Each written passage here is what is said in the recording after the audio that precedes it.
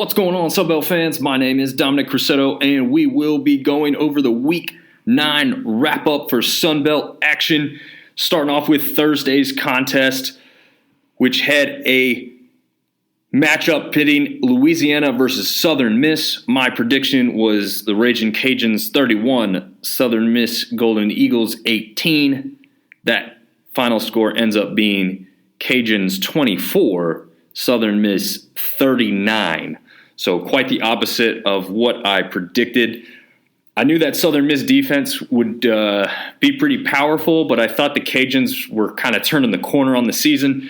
They didn't end up doing that. Their offense really struggled except for really Michael Jefferson, who went for 179 yards and a touchdown on the night. Kept that game close early, but Wooldridge ended up having 3 interceptions, and the entire team as a total rushed for less than 70 yards. I mean, against a team like Southern Miss, who's pretty strong defensively, that's not going to get it done. The only hope was that you think the Southern Miss offense struggles on the other side of the ball. Well, they didn't do that. Wilkie didn't have a great game, I wouldn't say, but Gore certainly did. He throws for a touchdown as well as rushing for 87 yards. So not his biggest game, but he got necessary first downs when needed. And then they had Brownlee through the air. He goes for 102 and 2 touchdowns. And that really just had you feeling like at home, Southern Miss performing pretty well offensively and the defense holding strong and steady as they have.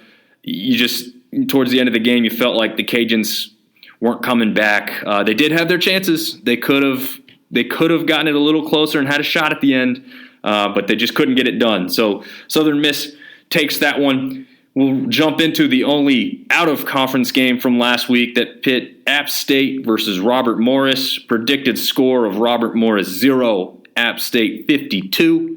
Ends up being Robert Morris 3, App State 42. So being at this game live and being an App State fan, I would say that App really struggled early on in that game. The score was only 21-3 at the half. And yes, they opened it up there in the second half.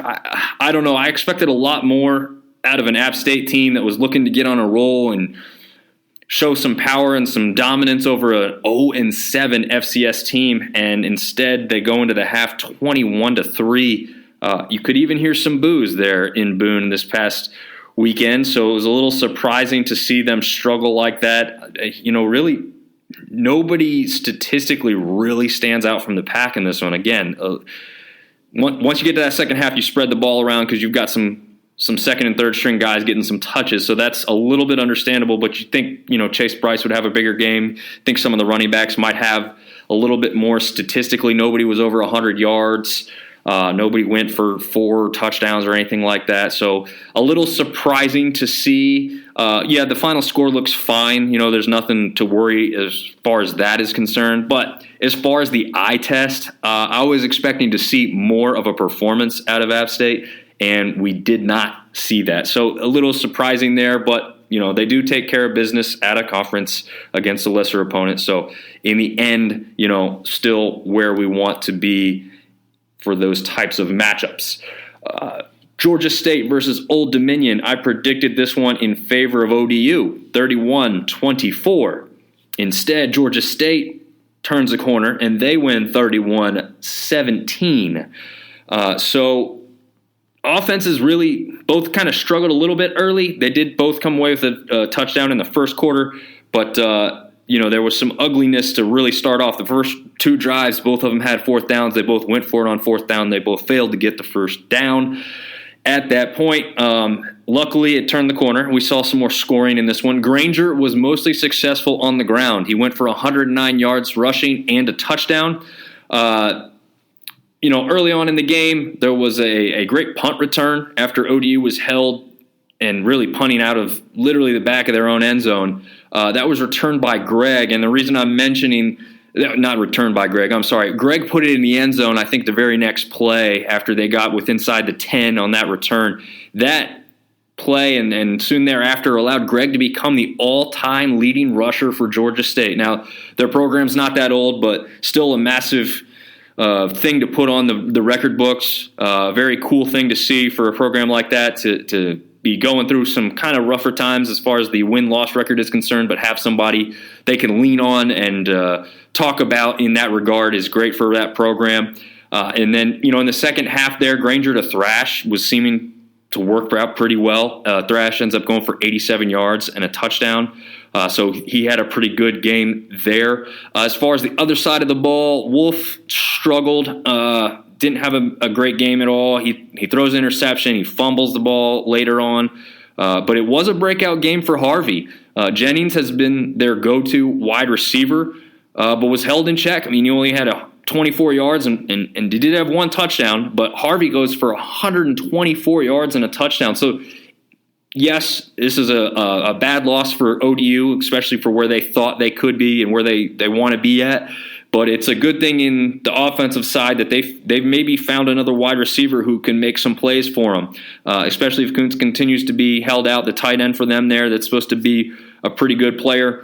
If Harvey can emerge and give that 1-2 punch with him and Jennings, that's going to do well and hopefully open up that running game for them, because Watson was really held in check in this one and held off the board for the most part.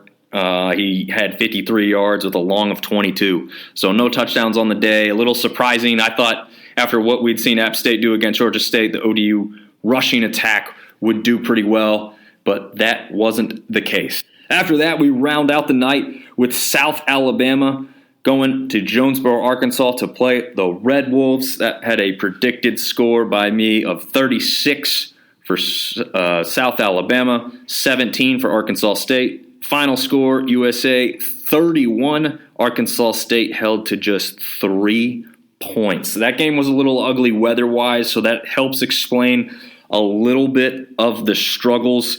Bradley had a big strike early to Wayne to go up even further in that game, but was mostly held in check after it. But the run game got it done. Bottom line, when you got a bad weather game, your rushing attack, your offensive line has to get it done in order to help in that type of situation where you're not going to be as successful through the air. So Webb ends up going for 162 yards and 3 touchdowns on the day. It was just extremely impressive performance. That Red Wolves defense could not do much of anything to stop him. The Jags D, meanwhile, held Arkansas State completely in check. They went for negative 19 yards rushing as a team.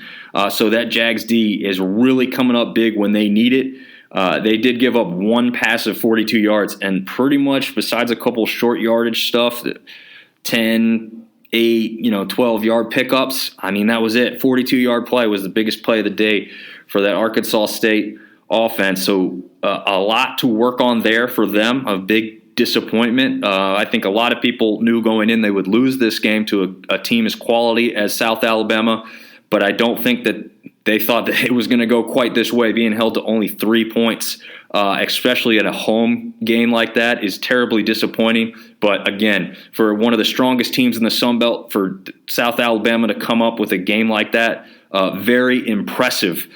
So we will move on to the last matchup of the night, what I thought was going to be my game of the week and upset of the week ends up not doing that, even though the spread did favor Marshall, even though I was calling it an upset. I don't know why Coastal was not favored in this matchup. I predicted Marshall to take this one 27-24 over Coastal. Final score ends up being Coastal 24, Marshall just 13 points. Now, Coastal did put up 21 in the first quarter and then were held to only a field goal the remainder of the game. McCall had 1 through the air and 1 on the ground, but really after that held completely in check.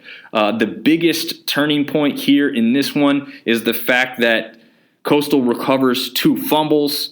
The turnovers and the penalties really just did Marshall in on this one. They couldn't get out of their own way, and Coastal didn't do enough to make them pay where they put any real gap between them.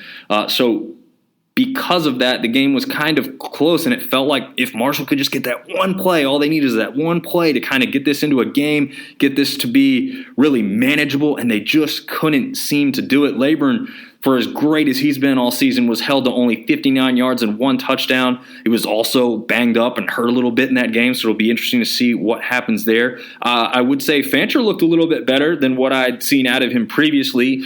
He helped Gamage get 187 yards total, but surprisingly, with that kind of yardage, there wasn't a single touchdown on the board for him on the day. So that passing game with Fancher is seemingly coming around a little bit, but they've got to figure out how to get into the end zone and how to stop hurting themselves. Marshall's hurting themselves too much. Would have made this a much better game against Coastal, but they just couldn't get it done. That's going to wrap up Week 9 for Sunbelt action. Until Thursday, have a good one. We'll see you later.